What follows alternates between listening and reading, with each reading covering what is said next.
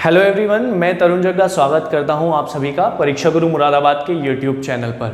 हम लोगों ने लास्ट वीडियो में ऑर्डर एंड रैंकिंग के कुछ कॉन्सेप्ट डिस्कस किए थे, कुछ नहीं सभी कॉन्सेप्ट हमने ऑर्डर एंड रैंकिंग के डिस्कस कर लिए थे।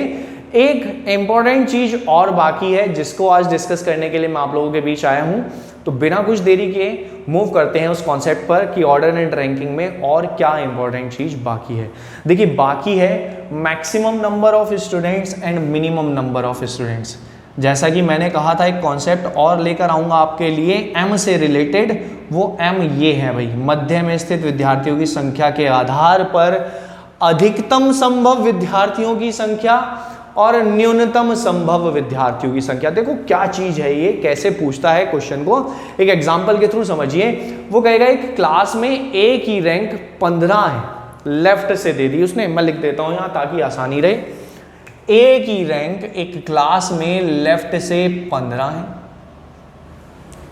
और बी की रैंक राइट से 15 है और दोनों के बीच में 3 व्यक्ति बैठे हैं, है ना। ए की रैंक लेफ्ट से 15, बी की रैंक राइट से 15 और दोनों के बीच में 3 व्यक्ति बैठे हैं। तो उस कक्षा में कम से कम कितने विद्यार्थी होने चाहिए या ज्यादा से ज्यादा कितने विद्यार्थी उस कक्षा में हो सकते हैं।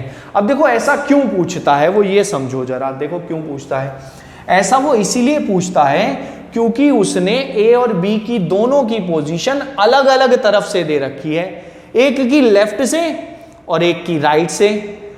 इन दोनों के बीच में 3 लोग हैं। तो देखो जरा, मैं डायग्राम बना रहा हूं। पिछली वीडियो में डायग्राम बनाना सिखाया है मैंने, उसको डिस्कस करने के बाद ही यहां तक पहुंचे हैं, तो पहले उसको जरूर देख लीजिएगा। ए की रैंक लेफ्ट से 15 बना लेते हैं भाई, 14 और ए आ गया यहां पर 15वें नंबर पर, ठीक है, 15 नंबर हो गया। बी की रैंक राइट से 15, बी की रैंक राइट से 15 और दोनों के बीच में 3 लोग। एक ये रहा डायग्राम। देखो एक और बना रहा हूं, जरा देखना इन्हीं कंडीशन को ये सेटिस्फाई कर रहा है या नहीं।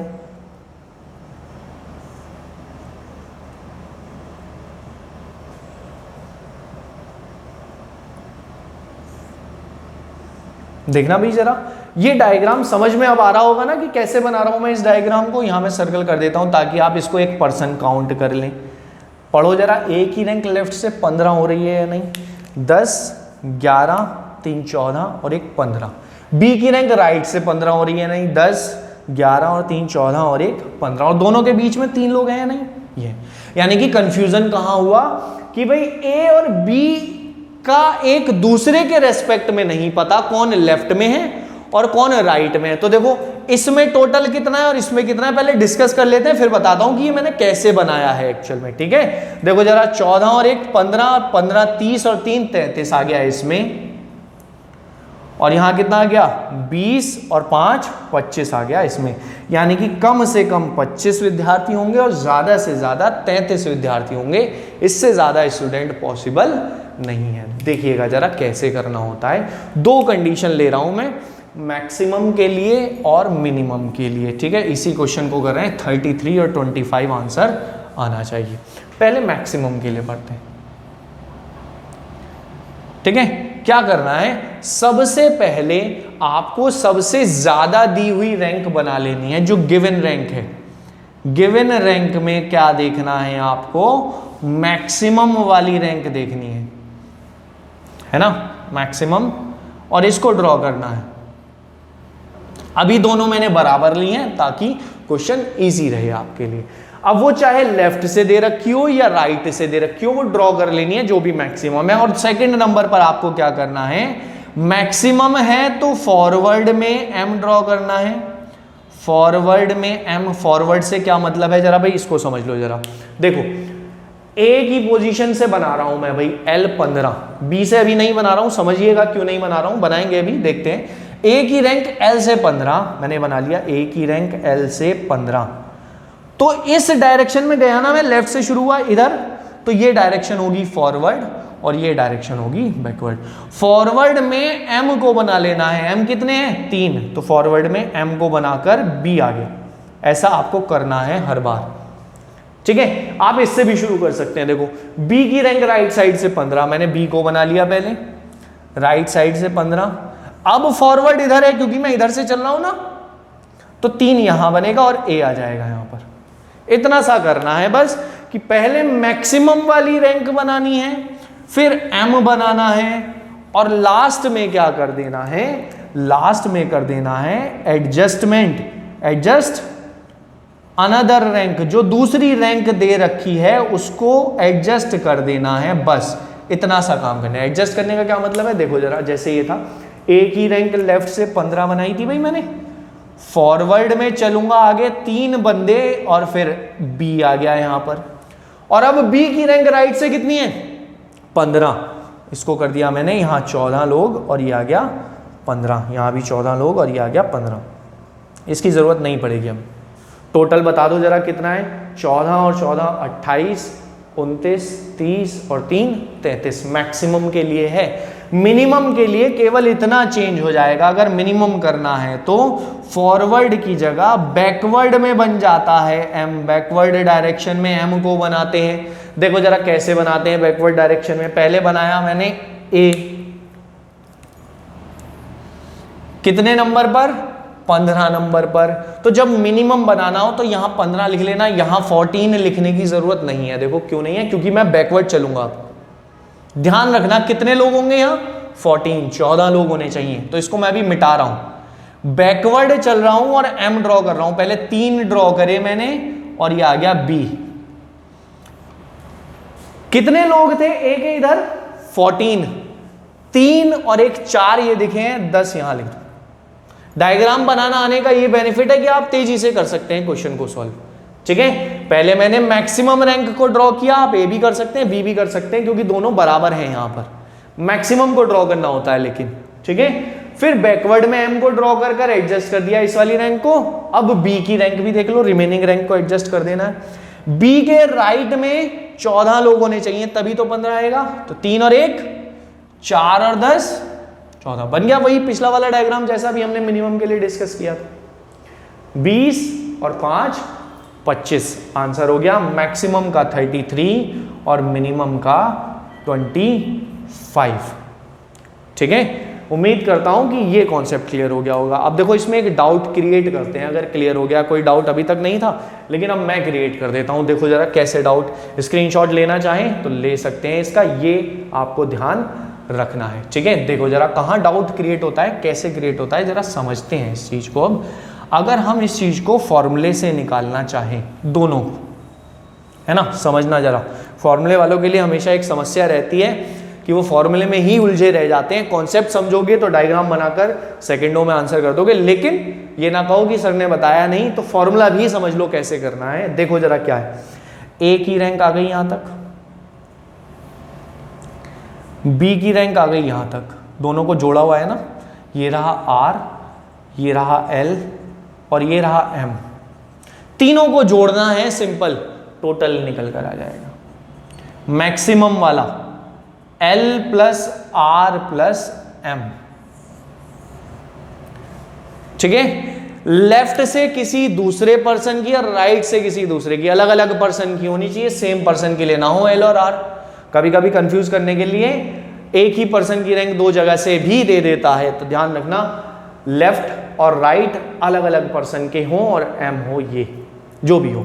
ठीक है, देखो जरा आप क्या करना है, टी मिनिमम, मिनिमम को भी समझ लो, फिर चलते हैं भाई डाउट वाली स्थिति में जल्दी ही। अभी समझ लो जरा, पहले देखो यहां से मैंने काउंट किया, इधर से चल रहा हूं मैं, ए की रैंक 15, इधर से चला मैं बी की रैंक 15, तो जब मैं दोनों को जोड़ूंगा L प्लस आर में करूंगा तो ये वाले पर्सन 2 बार काउंट हो गए, सारे ही बीच वाले, देख रहे हैं, बी से लेकर ए तक ये वाले पर्सन यहां भी आ गए हैं ऊपर और नीचे वाली रैंक में भी आ गए, तो इनको घटा दो। देखो कैसे घटाएंगे, एक तो m घट जाएगा, ये ना बीच वाले पर्सन, और 2 पर्सन घट जाएंगे -2। हर बार ऐसा ही होगा क्योंकि 2 ही पर्सन के बीच में तो होंगे ये m, तो -2 ही रहेगा। तो इन दोनों फॉर्मूला की हेल्प से आप डायरेक्टली मैक्सिमम और मिनिमम निकाल सकते हैं अगर क्वेश्चन पूछा गया है इस तरह का, तो बिना डायग्राम बनाए। मैं यहां लिख देता हूं भाई ये फॉर्मूले, क्योंकि अब मैं इसको मिटाकर एक नए टाइप पर चल रहा हूं। यही क्वेश्चन रहेगा, थोड़ा सा चेंज करूंगा मैं बस क्वेश्चन के डेटा में, और देखिएगा जरा क्या क्या चेंजेस आ सकते हैं, डेटा चेंज होता है तब। देखो जरा,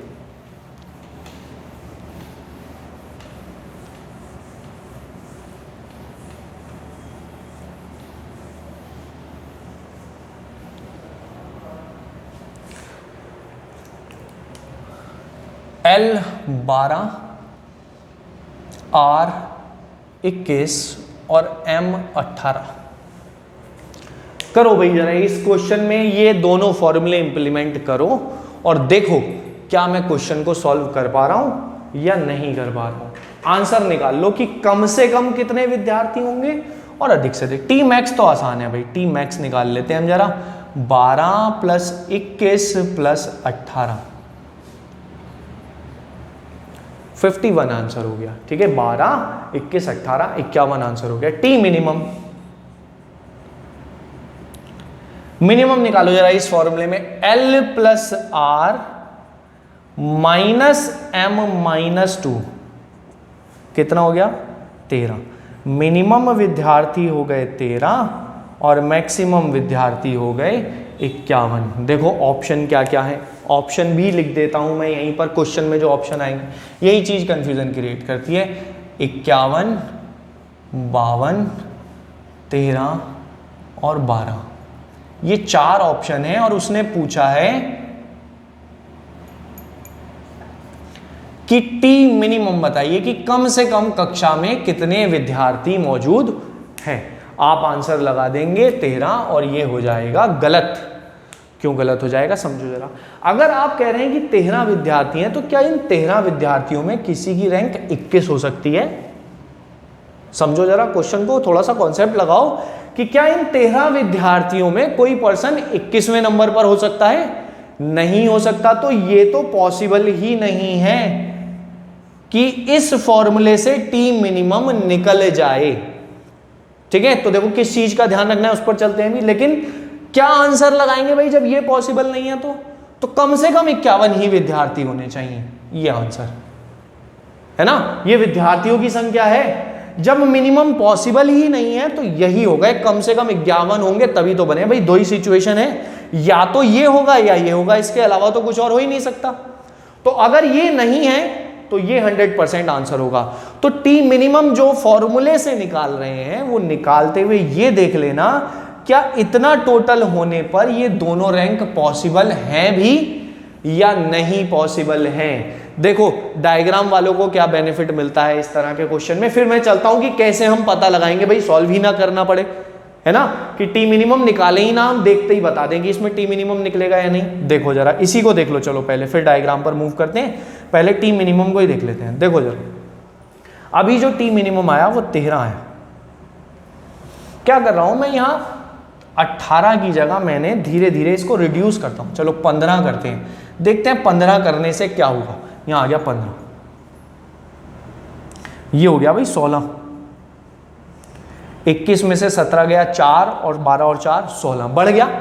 यानी कि इसे कम करूंगा तो ये बढ़ता चला जाएगा। 16 पॉसिबल है या नहीं? नहीं। तो देखो क्या करना है इस सिचुएशन में, आंसर को देख लेना जरा। यहां पर एक स्थिति बताने जा रहा हूं मैं कि अगर इसकी वैल्यू 11 रख दूं मैं, देखो 11 रखने से क्या होगा, 11 - 2 दोनों जुड़ गए 13, इसमें से माइनस करेंगे हम तो 20 आ जाएगा। क्या ये 20 भी पॉसिबल है? नहीं पॉसिबल है। तो देखना आप समझना जरा क्वेश्चन को, बहुत अच्छा कॉन्सेप्ट है। 21 आ जाएगा अगर, जैसे मैं इसे 10 करूंगा तो पॉसिबल हो जाएगा। भाई 12 रैंक भी पॉसिबल है, 21 भी पॉसिबल है। तो देखो जरा इसको कंपेयर करो, इन दोनों रैंक में से जो सबसे कम रैंक है वो 12 है और जो m की वैल्यू है वो इससे 2 कम होनी चाहिए कम से कम। थोड़ा सा टिपिकल कॉन्सेप्ट है समझने के लिए, लेकिन एक बार समझ में आ जाएगा तो सारे डाउट क्लियर हो जाएंगे कि इन दोनों में से जो भी मिनिमम है 12 है, उससे कम से कम 2 अगर माइनस है तभी आप इसको निकालना, वरना मैक्सिमम निकालना। देखो क्वेश्चन से समझ लो जरा फटाफट मैं क्या कहना चाह रहा हूं।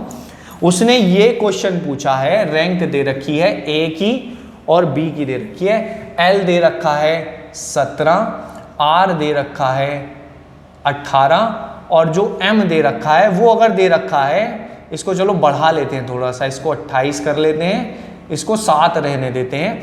अगर m की वैल्यू उसने दे रखी है 7 ही दे रखी है, तो देखो जरा मिनिमम रैंक से दोनों में से कौन सी मिनिमम है 7, इससे 2 का डिफरेंस होना चाहिए, 2 कम होनी चाहिए, तभी आप ये फॉर्मूला लगाना मिनिमम वाला।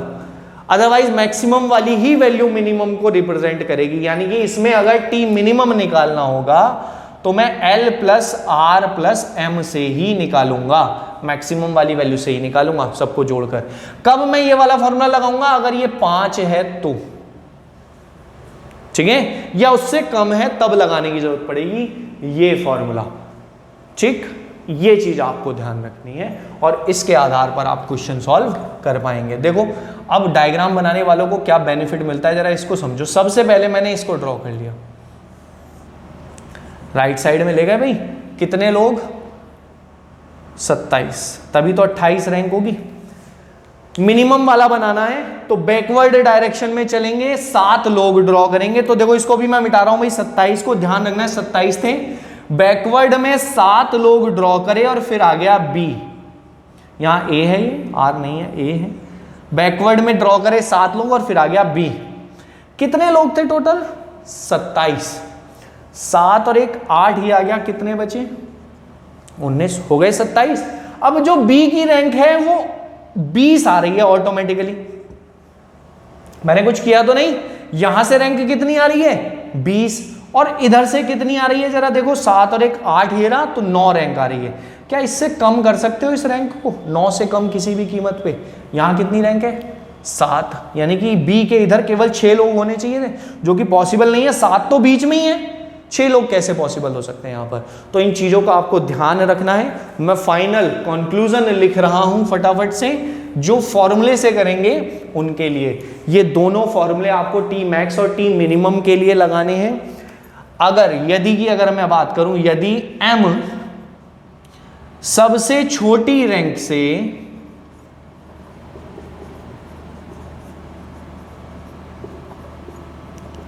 दो या अधिक कम होगा,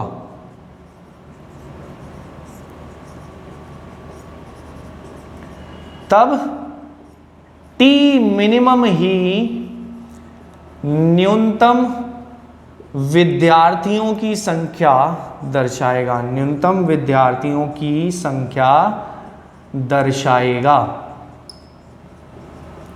और यदि अंतर 2 या 2 से अधिक कम नहीं है तो m की वैल्यू का डिफरेंस स्मॉलेस्ट रैंक से नहीं है कम 2 या 2 से अधिक, तो टी मैक्स को ही टी मिनिमम कहा जाएगा। कब? यदि m ग्रेटर देन और इक्वल्स टू लोएस्ट रैंक। ठीक है, इससे अंदाजा लगा सकते हैं एक आप, वैसे डिफरेंस 2 का होगा तो लोएस्ट रैंक -2 कर दे, लो पूरा लिख लो, लोएस्ट रैंक -2 से बड़ा अगर होगा m तो आप टी मैक्सिमम को ही टी मिनिमम कहेंगे। तो ये भाई ऑर्डर एंड रैंकिंग का सबसे इंपॉर्टेंट कॉन्सेप्ट था, जो क्वेश्चन पेपर में डिफिकल्टी लेवल को बढ़ा देता है। ऑर्डर एंड रैंकिंग के अधिकतर हम गलती यही कर जाते हैं, टी मिनिमम फाइंड तो हो जाता है फॉर्मूले से, लेकिन हम मेंशन कर देते हैं उसको ऑप्शंस में और वो जाता है गलत। एक्चुअल में ये पॉसिबल ही नहीं होती है सिचुएशन।